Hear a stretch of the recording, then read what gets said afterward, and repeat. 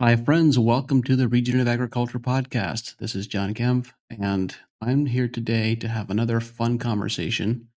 The general topics that we often talk about related to agronomy and plant health and improving the entire farm and food ecosystem from many different dimensions.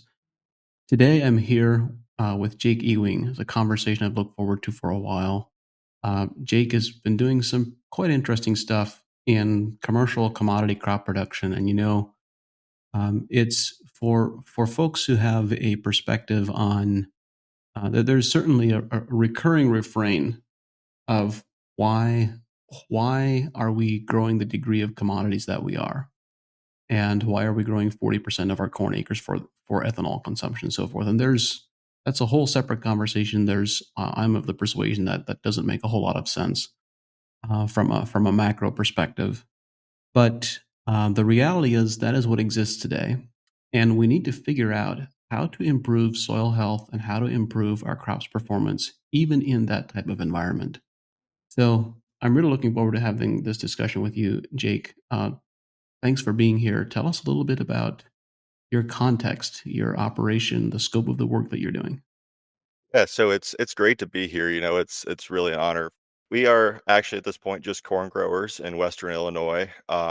Me and Dad split off of our larger farm a few years ago, and we've just been kind of branching out on our own. And in that we have been we're a small farm as far as commodity crops go. We're just over 1,000 acres, and this year we actually stepped up a little bit to 1,300. But as far as the farms in our area, we're a small farm, and so because of that, we've had to really kind of think outside the box on, making ends meet and being able to afford to actually exist in this space in our region. And you know, because of that, we've started down the path of going, we've got to raise the most corn we possibly can, with the cheapest possible inputs. And that's really led us down this path into what I would, you know, consider a semi-regenerative farm. And we're working more towards that path all the time. But change doesn't happen immediately. But yeah. So how have your practices and approaches evolved over the course of the last several years? What are you doing differently today than what you were doing in the past?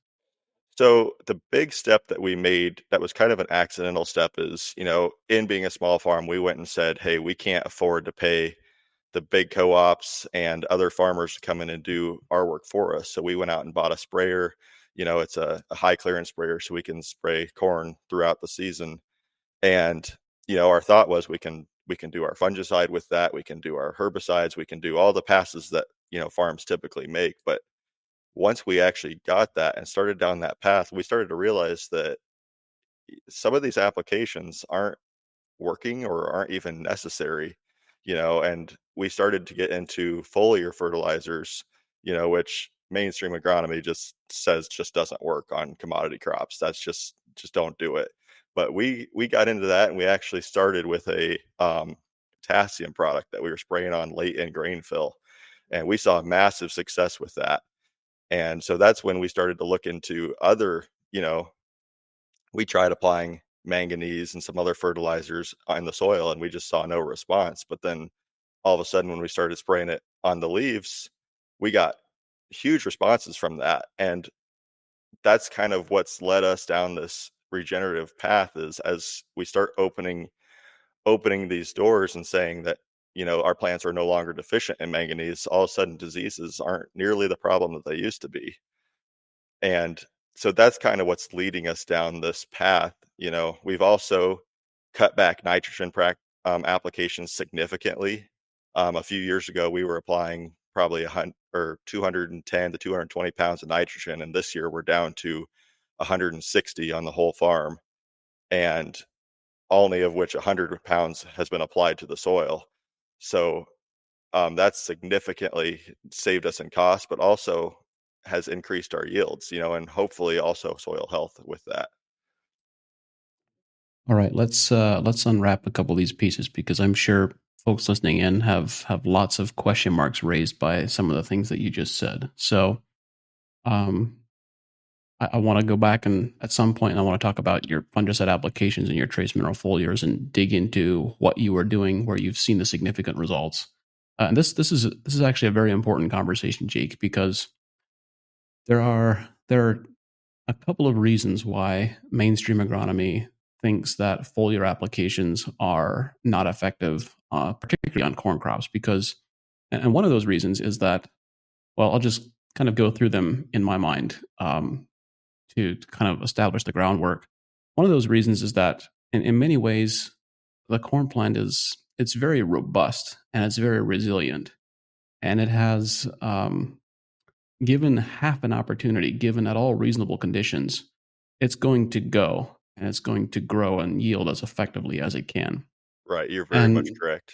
yeah, and so it's if you want to produce a yield response, it takes an exceptional product or approach to move the needle very much. Much of what gets used on other crops doesn't move the needle a whole lot for corn production.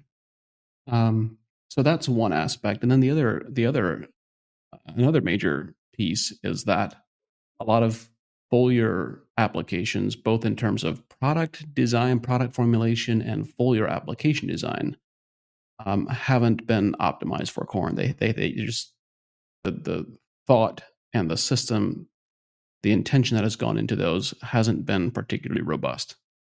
So I'm very interested in getting into that whole aspect, but I suggest before we go there, or kind of maybe as an adjunct to that, let's talk first a little bit about your nitrogen management.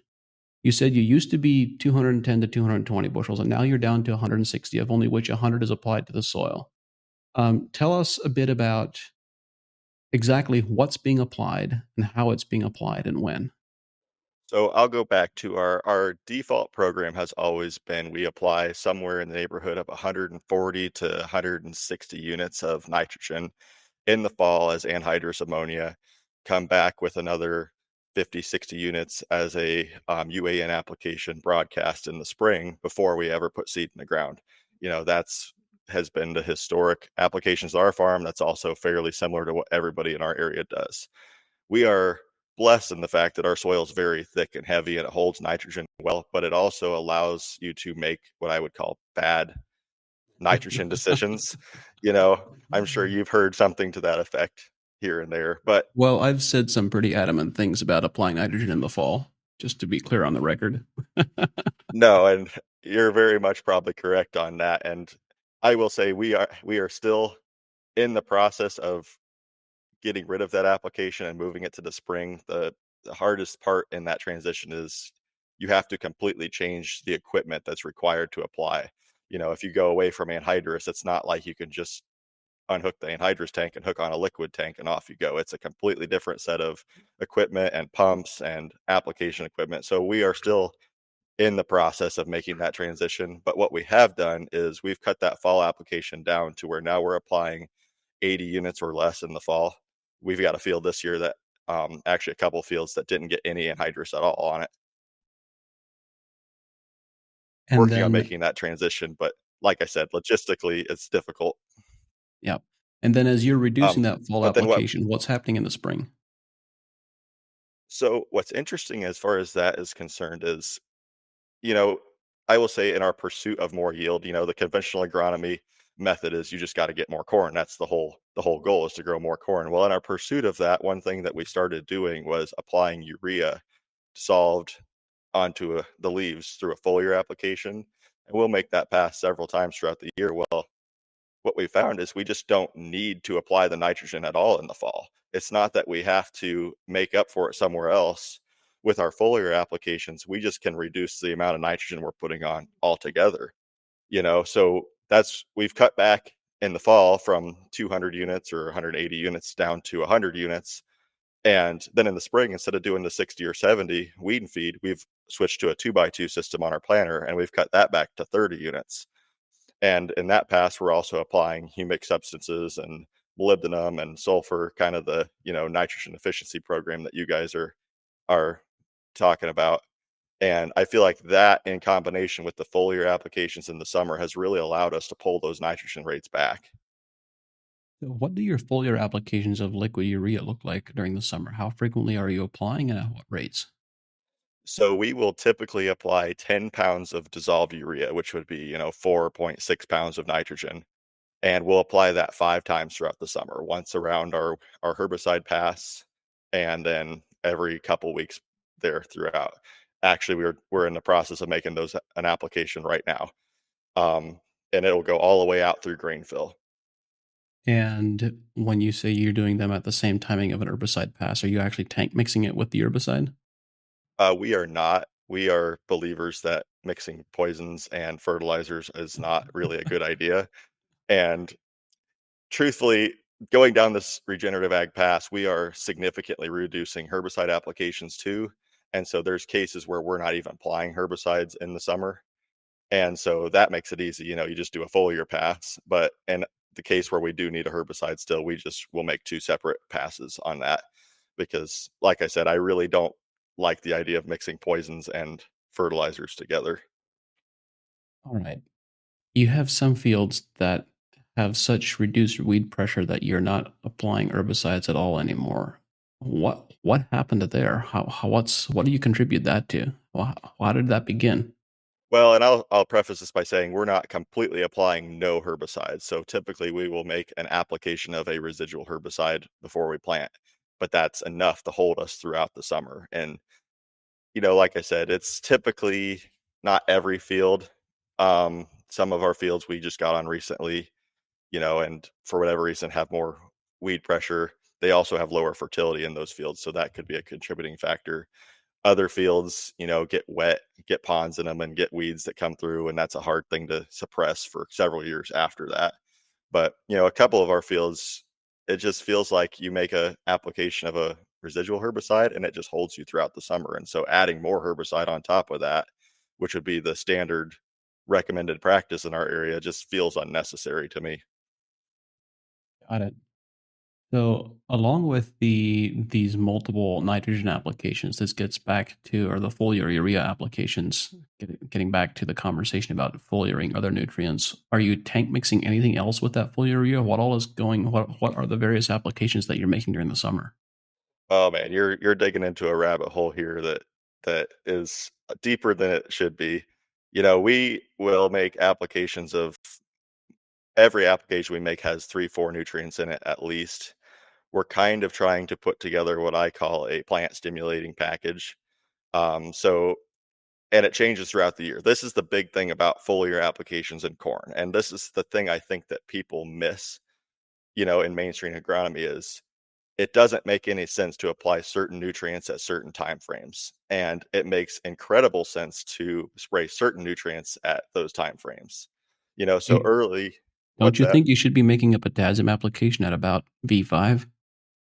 So we have not put on any potassium in our cornfields until this week. I was So being facetious. I know you were. But I've got an agronomist that I work closely with, and he does the exact opposite applications that we do. He's out applying potassium all growing season, and his belief is for every pound of nitrogen, you need a pound of potassium. And what's interesting about that is he grows fantastic looking plants. These corn plants are the tallest I've ever seen, huge leaves. They look fantastic. And then when it goes to start setting the corn ears, you get 16 around, 36 long. Grain fill's not spectacular, and his yields are fine, but they're not as good as the plant says it should be. And I contribute a lot of that to his early applications of potassium because that's really inhibiting some of the more important nutrients in those time frames. Yeah. Anyway, I took you off your track a little bit. You were talking Yeah. about what is it then that you were putting into your foliar application? So you started talking about how you're putting in specific things at specific stages. What does that look like exactly? So we will make our first application at V3 or 4, and then usually we're about every 2 to 3 weeks after that until tasseling. And so the first application will get urea and Epsom salts, magnesium sulfate, as well as manganese and copper if those are showing deficiency, on our SAP test, which they usually are. We struggle with those two things in our area. Um, we'll also, as the corn gets into rapid growth, we'll start putting in molybdenum to kind of help keep the nitrates down in our plants. And we also will put cobalt in on every pass that we make. And so we will do that for the first two passes. Oh, and boron, I forgot that too. We'll put um so I can't think of how many nutrients that would be, but we're putting on those key nutrients for the reason that, in my opinion, people think about corn backwards. So when you look in the middle of June, your corn's growing several inches a day. People go, well, that's vegetative growth. We need to manage for vegetative growth.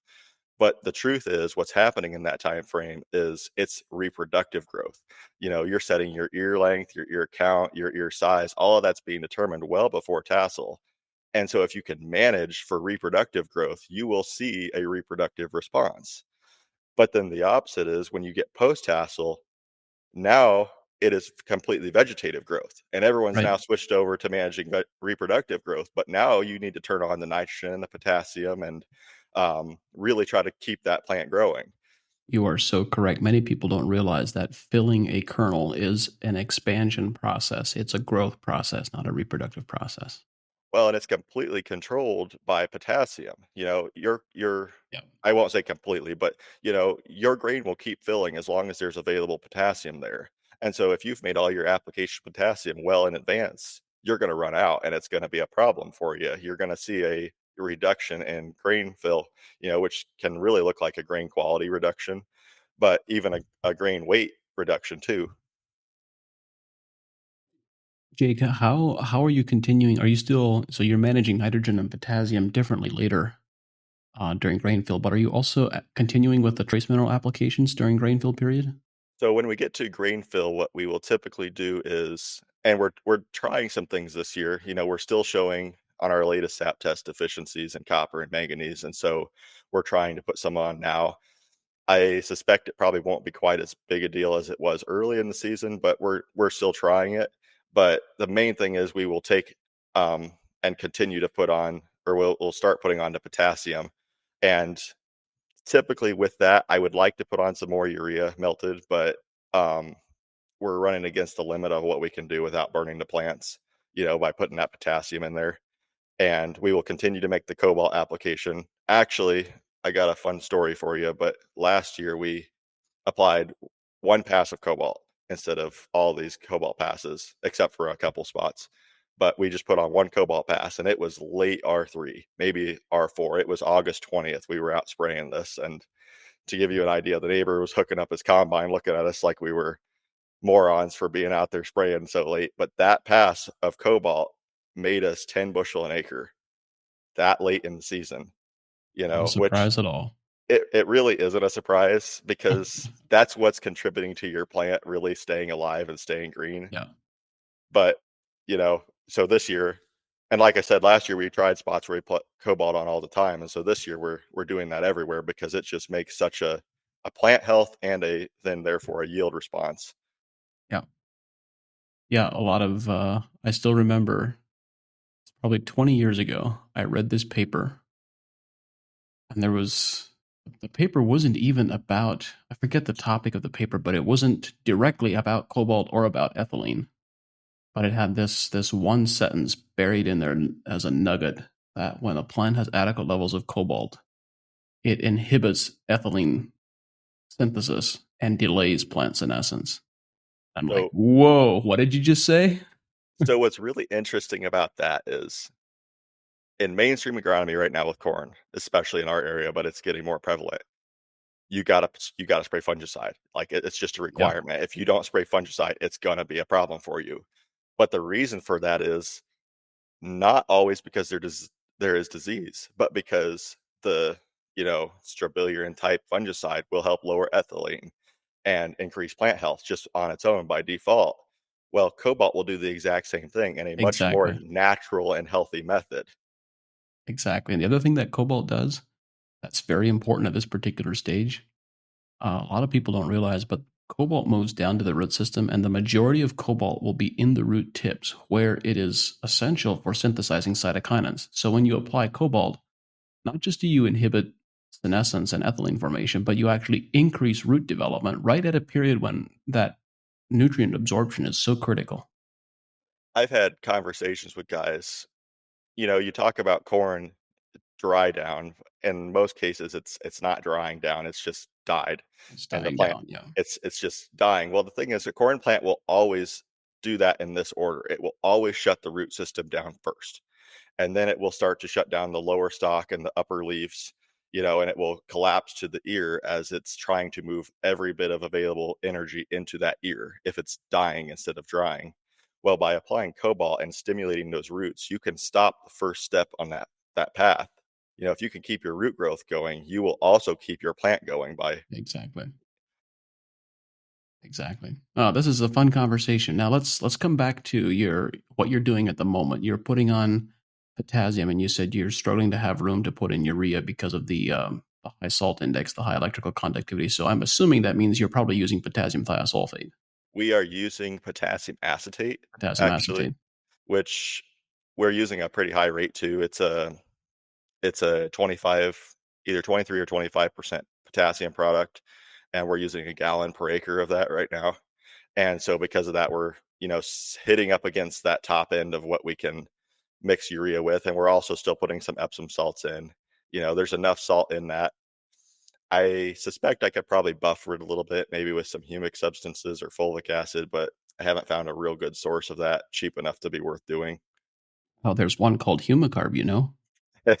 I knew you were going to say that. The other thing that you might try, and this definitely has a threshold. It'll work to a certain point, and then it doesn't work. And you could just try including some carbohydrates in there as well. Just put some sugar in the mix. Yeah, I Of thought course, about that, using molasses or something similar to that. yeah, yeah. So we started having this conversation about the use of fungicides and strobilurins to limit senescence, but and to limit ethylene formation. But I am curious with your early growth stage foliar applications of manganese and copper, and I'm guessing you either have adequate levels of zinc or you've got zinc somewhere in the mix in there as well. I would expect to see a lot less foliage diseases. So what do your fungicide applications look like today compared to a couple of years ago? What are you observing? So interestingly enough, I feel like we put down 5 pounds of zinc pre-plant, and till it into the soil usually. We're still struggling though with the zinc and copper and manganese on our sap test. So we're not fully to what I would call the point where we can do no fungicides. But what we are able to do is cut those. We are now using a half rate instead of a full rate, which I we're doing tests this year, significant tests on not using fungicides at all, and instead in this time frame applying copper, zinc, manganese to try to hold it back. But as a whole, we haven't completely gotten to that, no fungicide application, but that's truly the goal. So a few years ago, what we would typically do is we would spray a full rate of like a 3 mode of action fungicide twice, once about tassel, once 3 weeks later, and then truthfully, I think a lot of guys in our area are doing it 3 or 4 times, which is doesn't I don't like that. I don't like the fact that that's happening because it's off label for one, and for two, it's causing more disease resistance with fungicides. But what we're able to do now with better nutritional management is, again, we've went to a half rate once instead of twice, and later we push it back later to when the diseases are really coming on. Well, a lot of people don't realize, but those fungicide applications are close to the top of the list of some of the most detrimental applications you can do from a soil biology and a soil health perspective. I mean, they rank right up there with anhydrous ammonia and with what's the word that I'm looking for, with fumigant applications. Well, you know what I think is really interesting in in corn growing right now, we have this thing of going, disease bad. We got to get rid of all the disease, right? Up until September 15th, we combine it and then we go, why is our corn not breaking down? Then we got to Yep. go out and apply different products to try to break our corn down. And I'm like, the thing is, those diseases are what's doing that in a lot of cases. The diseases aren't just there because they're there, they're doing a job in an ecosystem. Well, there certainly are, and yeah, it's not just those potential pathogenic organisms, but all the other. I mean, the breakdown of high carbon residue is fundamentally a process that is driven primarily by fungi. And when you're constantly applying fungicides, do you think that's just affecting the plant and not the soil microbiome? Well, If and you are, even you if need to have another think. even if you're able to make a perfect application and get none of it on the soil at all, in 2 weeks, all that residue is going to be chopped down and Exactly. deposits on the soil, and then it's Exactly. getting in anyway. Yeah. Yeah. So, Jake, you started this conversation by saying that you believed the pathway for your operation to be successful is to produce corn less expensively than everyone else. And when you start describing the half a dozen or more passes that you're making with a sprayer, additional passes with just nutrient foliar applications, I start wondering how much of that is actually happening and how much of that is actually true. You are still making separate herbicide passes. You're making one less fungicide pass, but what does it cost you to make an application now that you have your own spray rig? And what is your cost of production to grow a bushel of corn with this approach? So where we're at currently, we went and bought a high clearance 120-foot boom sprayer for the reason that we want to be able to get over it fast. So we'll usually put 100 hours on our sprayer a year, which are expensive hours, don't get me wrong, but it's still not nearly as expensive as you might feel like it is, especially on an older sprayer. Um, but then our actual nutrient applications are not significantly expensive. You know, we'll put on, like, the urea is a buck 80 an acre right now for every pass we make over it. So we do that 5 times throughout the season. We've spent $7 or $8 an acre to make that application, plus our other nutrients, and all of it lives in that $3 to $5 per nutrient range. And what we've been able to do too in this process is we've cut back our nitrogen applications. That's a significant savings. We've cut back on fungicide applications. That's a significant savings. We don't use pesticides at all, insecticides at all anymore. We also have completely stopped using dry fertilizer in the fall, which is a significant cost in grain production right now. And I guess, so to answer your question, where we are for this year, this growing season, we have spent $410 an acre to grow our corn. And if I would run, Is that including seed costs? that's including seed costs. What actually? Let's back up just a step. What all does that include? Does it include land rent? Is that your total all in? That does not include land rent, but Okay. we have an interesting situation there that we don't rent most of our ground. We own most of it, and you know, Okay. so that's not a significant cost for us. But it includes everything else: the seed, the fuel, the time. Well, I guess not all the time, but all the nutrient applications, every product that we put on out there, it includes all of that. So at a cost of 410 an acre, this is your third year down this pathway, I think. What does your productivity look like the last couple of years? So people don't believe me when I talk about this, but truthfully, our last couple of years have been astounding. Like, the level of grain production that we didn't really believe possible. Our farm average for the last 2 years was 275 on the first year, and then 285 last year. And it's yet to be determined what we are, but that is about 50 bushel better than the county average, at least 40. What are comparative input costs in your local area? So every year, just the reason I kind of come up with that $400 an acre of cost of production is, if I would go back to what I call the old system and say we're going to do the 200 pounds of nitrogen, the dry fertilizer, the fungicide applications, if we were going to do all of that, it would be, I figured it up this year, it was 415. So we are trying to stay right on that same cost of production, while increasing our yields on the other side. And part of that is just the last couple of years we have had really good crops, so we had some extra money to spend on it. I feel like if we were in a little bit tighter position, we probably would. I don't know that we'd make every single pass we make with the sprayer. I also think we would significantly cut seed costs, and we're working on that anyway, switching from genetically modified corn to non-GMO, which is a lot cheaper too. This, Jake, your story reminds me a little bit. I've shared this story on a couple of occasions, and we discussed it here in an early podcast interview as well. But Don Huber has shared this story of how in the late '70s there was a three collaborative effort with three universities across the Midwest where they decided to push the envelope, picking the best soils, the best fields, the best corn genetics that they could find. What would be the yields possible with the tools and the technology they had at the time? And across 11 different farms on field scale trials, the lowest yield they produced was 450 bushels an acre. And I asked him the question, what happened? And what would have to be true? Like why are we going backwards? And what would have to be true for us to achieve those yields again on a consistent basis?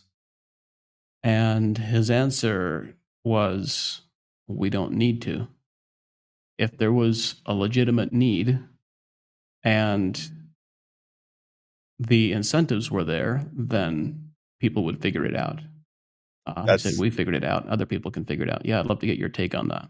That's very true, and honestly, to echo what you said in the beginning, it is ridiculous that we waste as much time and effort as we do on growing a single commodity crop, or two. The disappointing thing for me in my area is we don't have a market for anything. We can't grow wheat, we can't grow oats, we can't grow. If I grew a wheat crop here, I'd have to drive it an hour and a half away to the nearest elevator that takes wheat. And we don't have a market for sunflowers or any crop. So we're stuck. Even our soybean market, our bases are usually 70, 80 cents off the board of trade. It's just the only option we have really in our area is to grow corn. But it's also really disappointing to me that so much of the Midwest is used in that way. I would love to grow. I've got a 2 acre patch behind my house that's all sunflowers right now, just because I like growing them. And I would love to be able to grow some other crops, but just economically, it doesn't work for us right now. But I think you're 100% right that and you see this happen a few years ago when the corn market goes really high, all of a sudden everyone figures out how to grow better corn. And then when the um, commodity prices go back down, all of a sudden yields go back down. Well, I think people know in a lot of senses how to grow better corn, but it just economically doesn't make a lot of sense. Yeah.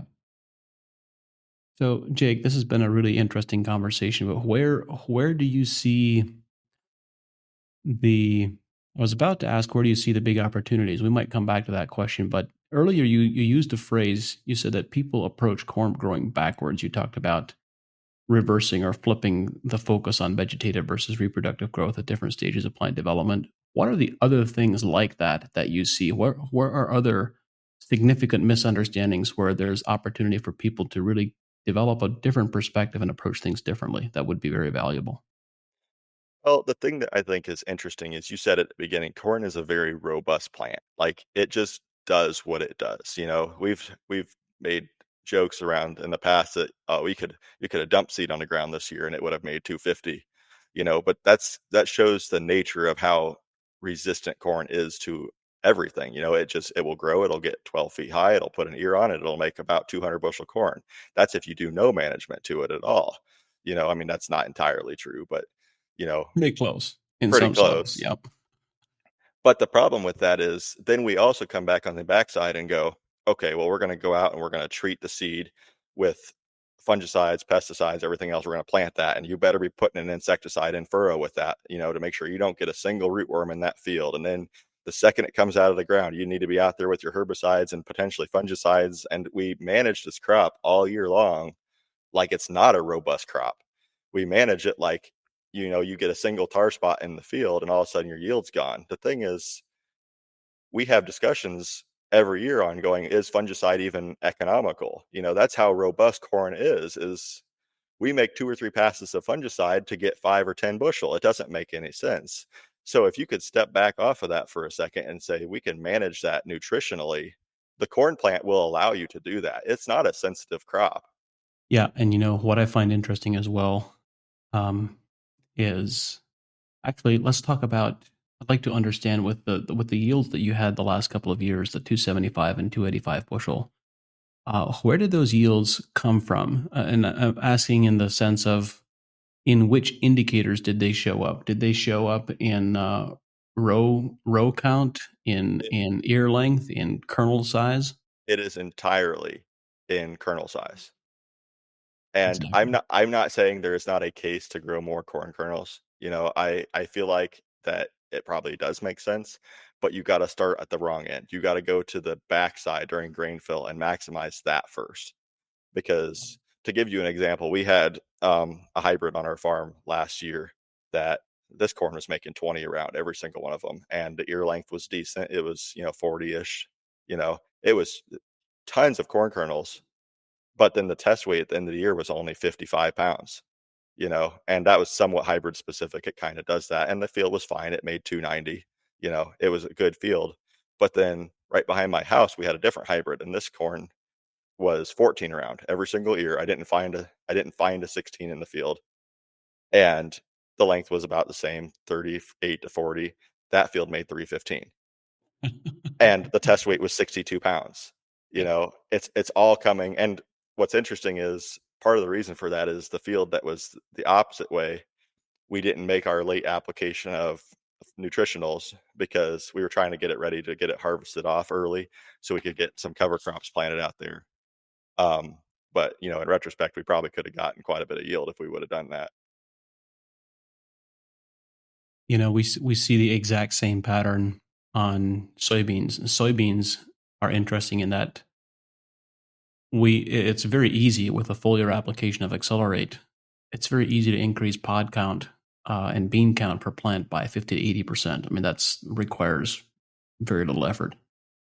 But in many cases, or let's just say that doing that alone without also addressing what's happening on the back end and filling those beans doesn't correlate to increased yield. You just get more smaller beans. You get more smaller beans or they drop off. Yep. Exactly. And that's entirely true of, I would say, probably most crops, honestly. I mean, if you think about it, the plant is a decision making machine. It's a chemical decision, but it's constantly using the chemicals and the hormones that it has in it to decide how much yield it can sustain at any given point. And so if you lose any aspect along there, if you have, you know, early in the season, if you don't have the nutritional and hormonal components there, you'll get less pods or less corn kernels or less fruit on the tree. But then if it's there in the late side, it will go ahead and put more fruit on and the size. And the opposite's true also. You can have plenty of nutrition early and get plenty of pods or seeds or whatever you're looking for. But then if you run out in the end, you'll just get the same amount of grain. It'll cut you back and you'll get smaller fruits and smaller seeds. That's the way the plant will make its decisions, kind of, I guess. What what observations have you had that surprised you as you've been on this journey? What has been really unexpected? What I think is really unexpected is how much the plant expression will change, on all sorts of things. So one thing we noticed this year is I usually don't spray the corners of the field because I don't want to try to back up. And so I just round the corner off and keep going. The corn on that end of the field tasseled 5 days earlier than where we were making our foliar applications. It also is about 8 inches taller. And I attribute some of that. We were spraying C-stem on it, every pass with it this year. And so part of that height, I would guess, came from that. But I think a lot of it is also, giving it more manganese specifically early causes it to be more nutritional or reproductively Yeah. um, favored, I guess. And so that caused the plant to just not grow as fast. And in that same way, we purposely try to manage our corn to grow as slowly as possible. And people tell me it's just based on seasonal length. If you plant 105-day corn, you're going to get 105-day corn. We had corn last fall that black layered 15 to 20 days later than it should have based off of the growing degree heat units. And that is where you got your yield. Right. It's 100% there. It's 100% in It's that. it's right in that window. Michael McNeil, who's a good friend of mine and who I've interviewed here early on in the podcast as well. I think this might have been a personal conversation, but he has this rule of thumb that he goes by that every day.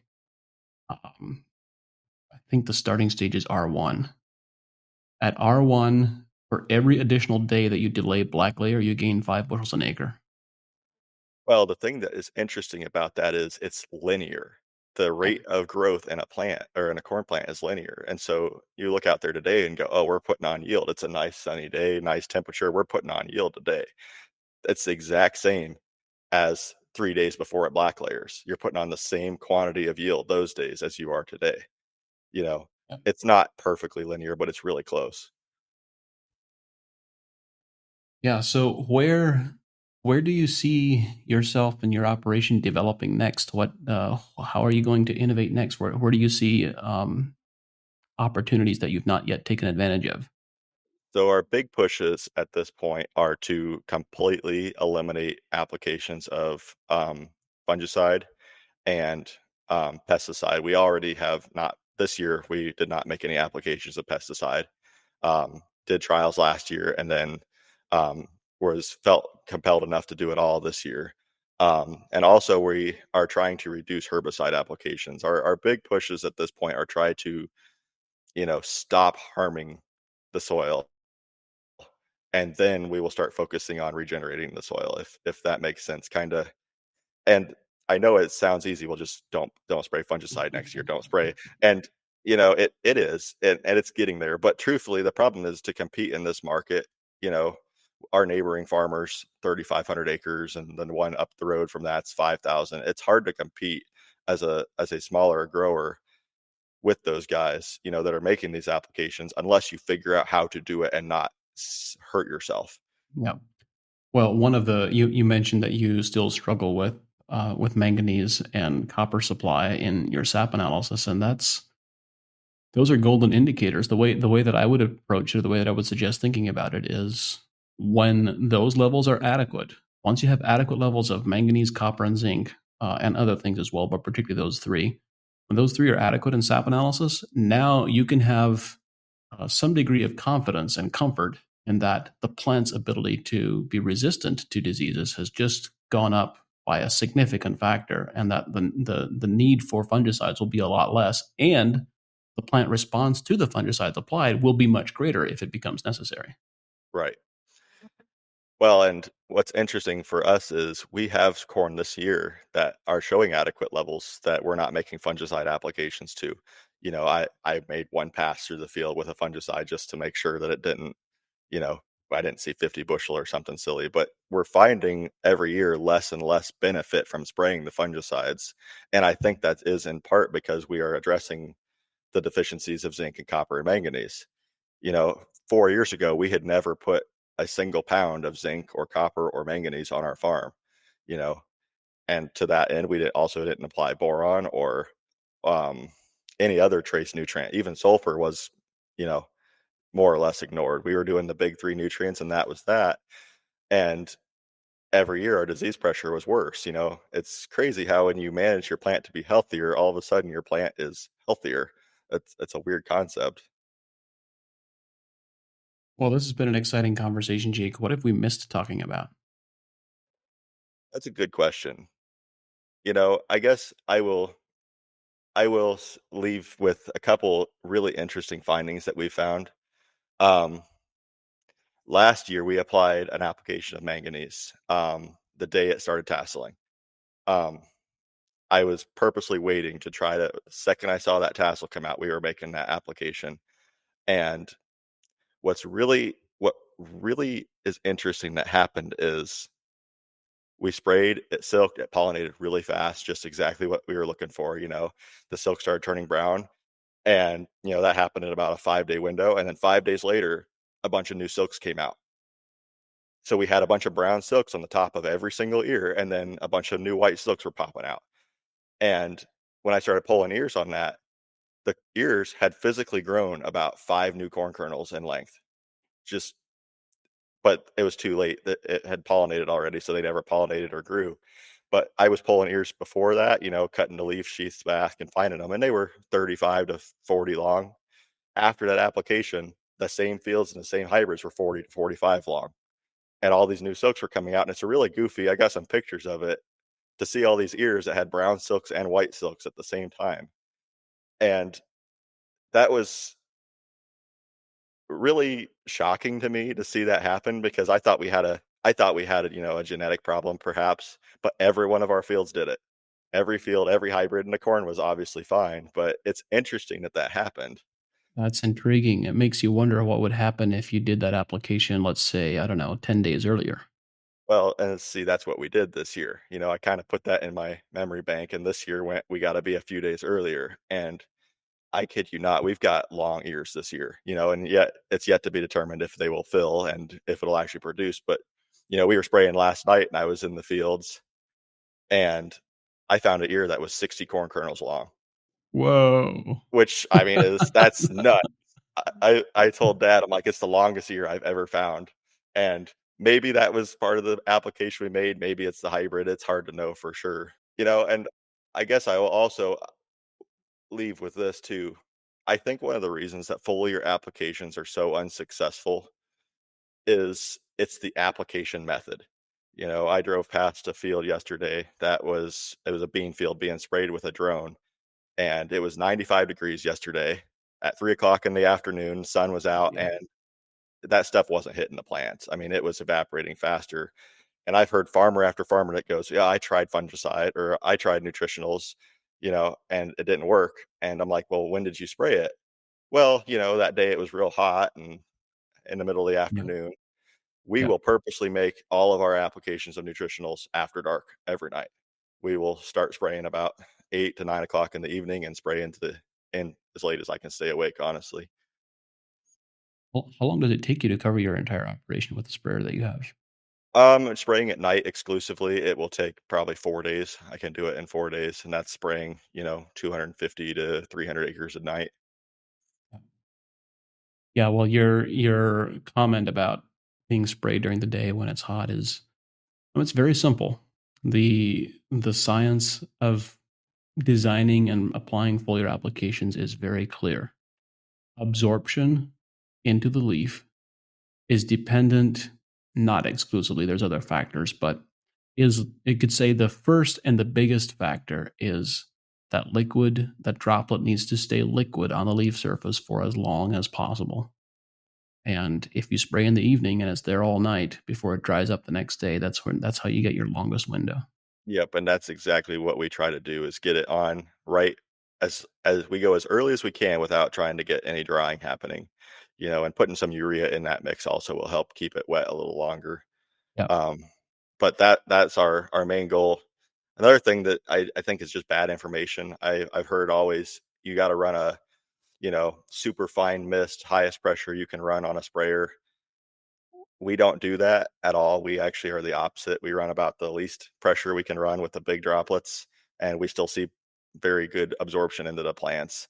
I wonder how much getting so much mist is not helping. Well, it's just another dimension of what we said just a little bit ago, which is when you have a larger droplet, it stays liquid longer. Yeah, and Just doesn't dry out as fast. that's the whole thing is just keep it wet. Yeah. And the nice thing too about spraying in the evening and when the dew's setting in is you also get several gallons of water for free from the dew, helping moving it down the plant and everything. More than several. More than several. And it would be remiss of me to mention because we have listeners here on the podcast from all over the world. Cobalt and the effects that Jake is describing from these foliar applications of trace minerals will only be effective if your trace minerals and these trace mineral metals are in the reduced form and they're chelated. And there's a plug for our rebound product line, but you can apply all the cobalt or manganese sulfate you want, and you will not get the types of results that Jake is describing.